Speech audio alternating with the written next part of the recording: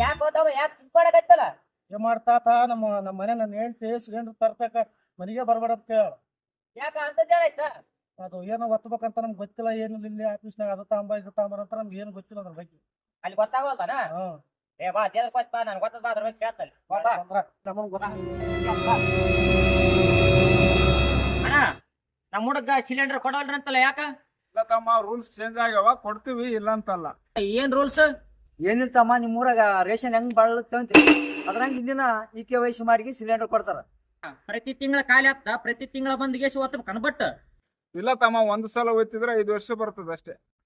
ಆಗ ಅಣ್ಣ ಅಣ್ಣ ಅದಕ್ಕ ಏನೇನ್ ಕೊಡಬೇಕಣ್ಣ ಡಾಕ್ಯುಮೆಂಟ್ಸ್ ಬುಕ್, ಒಂದ್ ಆಧಾರ್ ಕಾರ್ಡ್, ಯಾರ ಹೆಸರಿಲ್ಲ ಅದು ಬುಕ್, ಒಂದ್ ಆಧಾರ್ ಕಾರ್ಡ್ ಅವ್ರ ಇದ್ರ ಸಾಕು.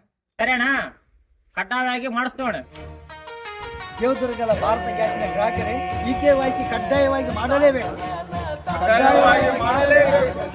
EKYC ಮಾಡಿಸಿಲ್ಲ ನಿಮ್ಮ ಸಿಲಿಂಡರ್ ಬಂದಾಗೋ ಚಾನ್ಸ್ ಇರುತ್ತೆ. ಎಚ್ಚರಿಕೆ.